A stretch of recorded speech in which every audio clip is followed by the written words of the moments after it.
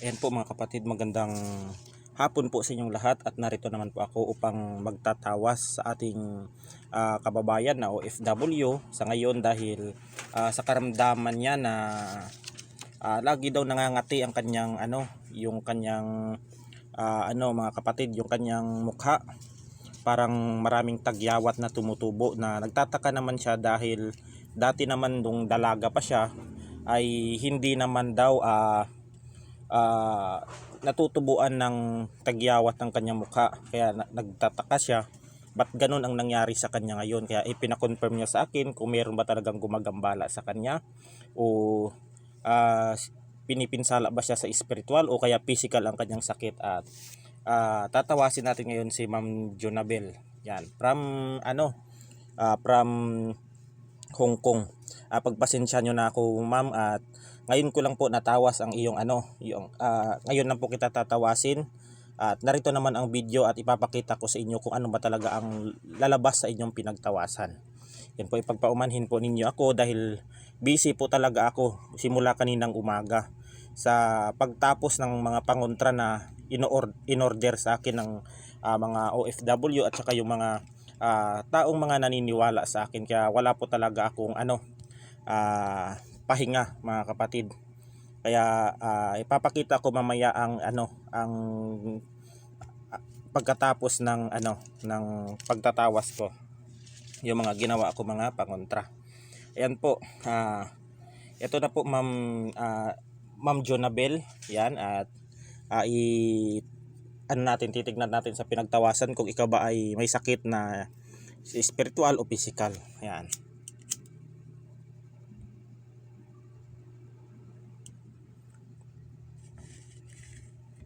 Titignan natin. Sakap na rin. Kung sino man ang gumagambala.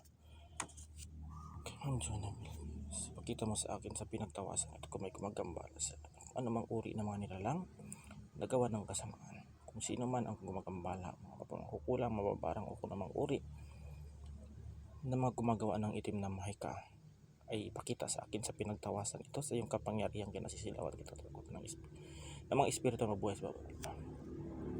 Per benditionem in nomine Patri et Filii et Spiritus Sancti.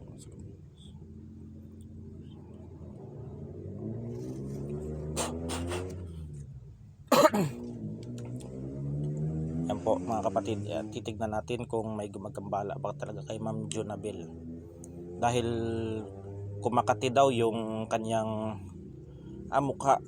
Kaya lang nagtataka siya bakit ngayon lang nangyari sa kanya yung pangangati ng kanyang mukha.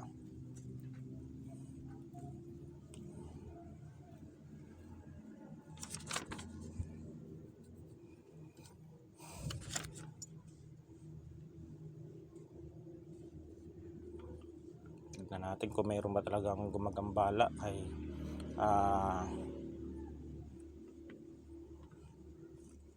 Ma'am Jonabel.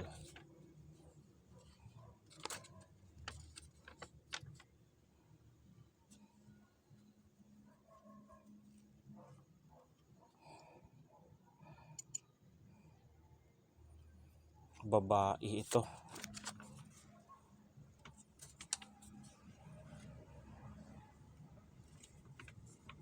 Babae.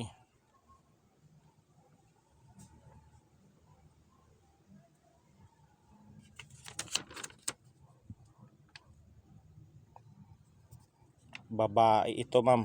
Ma'am Jonabel, babae ito. Kitang-kita mo yan, nakangiti. Yan, nakangiti. Tsaka parang tumatawa siya.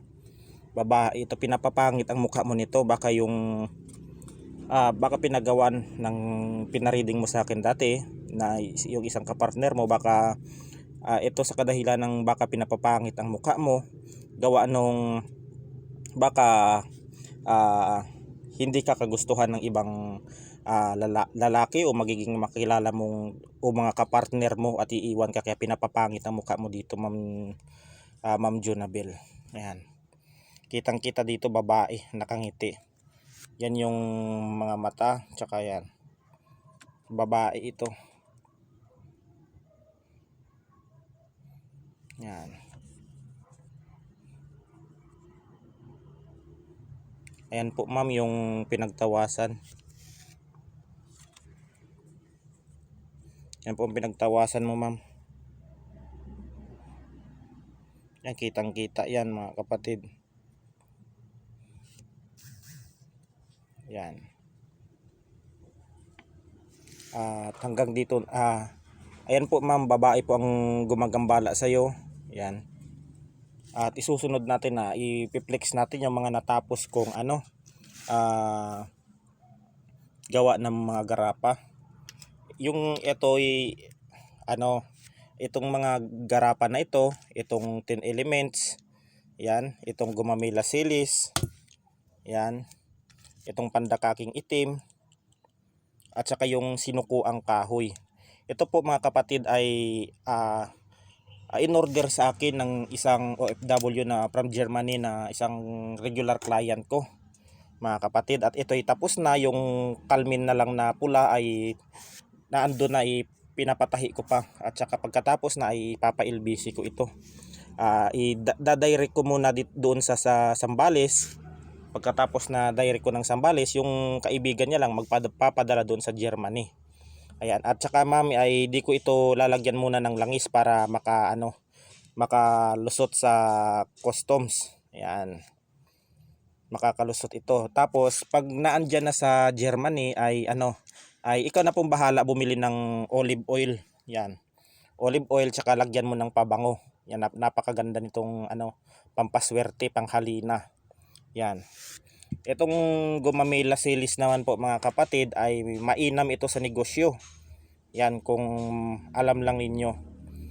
Mainam ito sa mga negosyo kung kayo ay may mga may sari-sari store. Yan, yung may mga grocery, kung yung mga tindahan ng mga malalaki. Maganda ito sa mga negosyante, itong gumamela silis. Ito namang 10 elements na ito ay napakaganda itong pangkalahatan. Ito ay 10 uri ng elemento. 10 elements na mga pandakaking itim. Ayan, tsaka yung mga pandakaking itim, yung mga kamagong, gumamela silis, sinag araw. Napakarami po sa 10 bulan ninyo. Ayan. Sa 10 elements ay pamproteksyon ito, pangkalahatan, mapakulam, barang, palipadangin, tigal po kung ano man. Pag mayroon kayo nito ay di kayo mabasta-basta. Ayan. Itong 10 elements. Ayan. Ang ito naman mga kapatid, ang pandakaki o tinatawag dito niyan sa amin ay banawog. Marami kasing banawog mga kapatid. Yan mga kapatid, naputol lang ating live dahil yung dumating na dito, tinawag ako, tsaka dumating yung yung Calvin para mapadala na ito sa Germany. Itong itong isang set na in order sa akin ni Ma'am Maricel. Yan. Para kahit paano naman ay makabawi din tayo sa mga naitulong nila sa akin. Kasi yung mga naging client ko sa reading, sa pagpapatawa sa kanila ay grabe po, napakaswerte ko po sa kanila dahil sila po ay mabait at matulungin na mga client ko. Ayan. Ito ay 10 elements, gumamela silis, garapa, ayan, pangkalahatan yan. Pero pag nilagyan ninyo ng langis ito mga kapatid ay kumukulo ito pag meron itong nakasalubong na aswang o merong pumapasok na aswang sa inyong tahanan. Kumukulo ito pag meron kayong tangan nito. Ito naman ang purpose nito, itong pulang tela na ito, pang spiritual lang. Ito mga kapatid, pang spiritual lang ang purpose nito. Protection sa spiritual. Yan, kasi po ang hindi na po ako naglalagay ng mga orasyon sa physical, tagabulag. Maaring may tagabulag sa spiritual dito, pero pag tagabulag sa physical ay mga kapatid, hindi na po ako naglalagay ng mga orasyon na ganun. Kasi po may isa pong tao sa akin na umorder sa akin ng ganito. Ginamit sa masama, ginamit sa pagnanakaw, ginamit sa kawalang hiyaan. At yun, nahuli siya. Dahil ano, kaya yun, simula nung ano, ay hindi na ako naglalagay ng mga ano, ng mga aura na mga pang-physical. Yan, pag spiritual, spiritual lang yung ano ko, yung nilalagay ko dito. Pero pag may mga sundalo, may mga nagtatrabaho sa ating gobyerno, mga bodyguard o kung ano man, nilalagyan ko po yan na may mga aura po ako diyan na sa physical, liwas bala, sa liwas sa bala, lahat ang tagabulag sa kalaban, yan na hindi makita ng mga kalaban o kanyang mga kaaway. Yan ang mga kalimitan na ano na sinusulat ko pag mayroong mga sundalo, pulis, yan mga scout ranger na kumukuha sa akin ng mga gamit na ano ay nilalagyan ko po ng mga ganyang orasyon at binabalot sa pulang tela at yan ang tinatangan. Yan, tested yan mga kapatid, yan ay marami nang kumukuha sa akin yan. Yan. Ito namang tinatawag na sinukuang kahoy. Maganda ito mga kapatid sa kung may mga kaaway ka. Pag may tangan ka nitong sinukuan na cross ay malalaman mo ang iyong kaaway o merong galit o naiinis sa iyo sapagkat hindi ito nakakatagal sa iyo. Maaring nakayuko ito pag may tangan ka nitong sinukuan. Yan ang tinatawag na suko lahat ng tao sa iyo, lahat ng mga kalaban, kaaway mo ay suko lahat sa iyo. Yan. Ito ay previous ko na lang ito kay Ma'am Maricel dahil sobrang bait naman ito ni Ma'am at saka hindi siya madamot pag meron siyang blessing ay nagsi-share din siya sa akin. Ayan. Yan yung ano niya, yung pinagawa niya sa akin. Yan. At saka itong kay Ma'am Billie Jean naman ito, pinagawa niya. Baka ngayong 15 niya daw siguro kukunin itong garapa na ito. Ayan. Sa mga magpapagawa po ay titignan ko po kung mayroon pa akong bulaklak ng kawayan at saka tanglad kasi yan kasi ang mga kapatid, yan kasi ang maganda sa sa negosyo, yung bulaklak ng tanglad at saka bulaklak ng kawayan kasi yan po ay panghalina sa negosyo. Yan. Pag meron po akong ulit na bulaklak ng tanglad at saka bulaklak ng kawayan ay magpapagawa ulit ako ng mga pangkalahatan na rin to mga kapatid. Physical, spiritual rin ang tangan nitong ito, garapa ko. Yan. Nagtataka yung iba, ba't iba yung sa kanila, iba yung sa akin. Respeto lang tayo mga kapatid. Kasi ang bawat manggagamot ay may iba-ibang kaaralan niyang mga yan. Kung ano yung kaaralan niya ay nirespeto ko. Yung kaaralan ko rin ay kung respetuhan lang tayo. Yan. Iba-iba kasi tayo ng pamamaraan, iba-iba tayo ng diskarte sa paggawa ng mga garapa, yung mga bote de guerra. Yan ay iba-iba tayo ng diskarte. Yan. At natin itong pandakaking itim. Itong pandakaking itim na ito ay kontra ito sa pangontra sa kulam, sa barang, sa palipad hangin, sa tigalpo. Itong maganda kasi ito mga kapatid, bihira mo lang makita itong tinatawag na pandakaki o banawog dito yan sa Karaya. Ito ay nakukuha sa pinakamalalim na dagat, itong pandakaking itim na ito. At sobrang tigas nito mga kapatid, hindi po ito basta-basta mabali o madudurog.